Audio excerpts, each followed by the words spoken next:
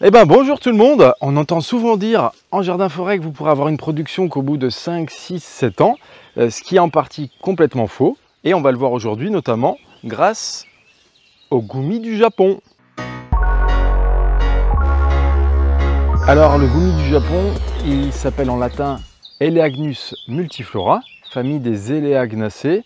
C'est un arbuste qui nous vient d'Orient, de Chine, du Japon.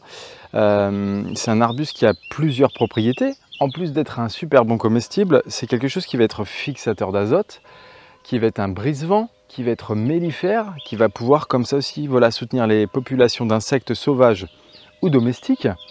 C'est une espèce qui a des besoins de lumière importants. C'est une espèce qui est pionnière. C'est-à-dire que de la plantule jusqu'au sujet adulte, il va falloir une bonne partie de soleil tout au long de la journée.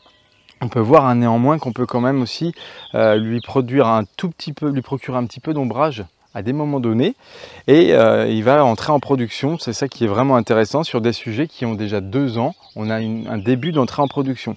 Alors celui-là, il débute sa 4e année. Le plan de départ, vous voyez, il était tout petit, il faisait cette taille-là à peu près. Et on a une croissance comme ça qui est rapide de ce type d'espèce et donc une fructification comme ça qui est très très abondante. L'espèce est auto-fertile, donc en l'occurrence ici dans ce secteur-ci, il n'y a qu'un seul sujet qui produit en abondance et bien évidemment on peut en mettre plus proches comme ça les uns des autres. Eh ben, chez le goumi du Japon, d'ailleurs, comme chez tous les autres Elaeagnus, on en compte une 40aine d'espèces et puis plein d'hybrides aussi possibles. Tous font des fructifications qui sont comestibles, qui peuvent varier en goût, en saveur les unes des autres. En tout cas, le goumi, ça fournit un petit fruit comme ça à pleine maturité quand il est bien rouge. Un petit fruit qui est sucré et acidulé. Donc qui peut se prêter à plein de préparations aussi.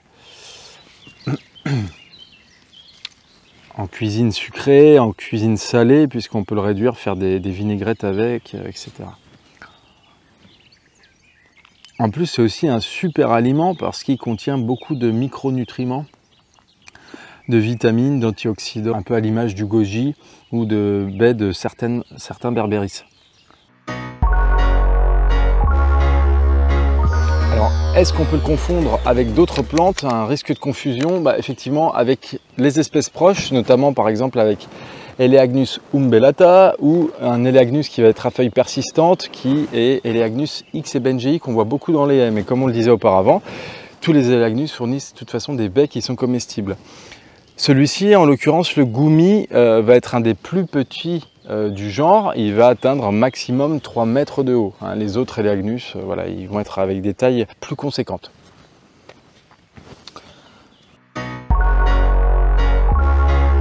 Alors, comment on fait pousser le goumi du Japon en jardin-forêt? On le disait, c'est une plante qui est pionnière, qui a des besoins importants en lumière, du jeune plant jusqu'au plant adulte.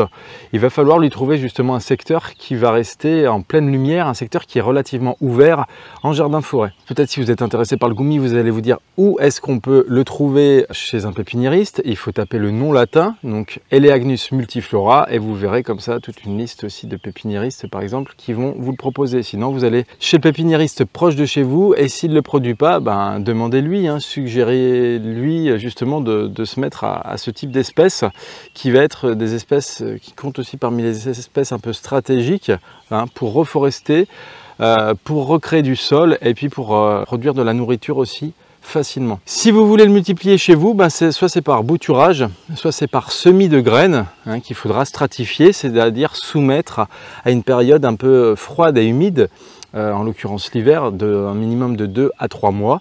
Et après, la graine va pouvoir germer au printemps d'après.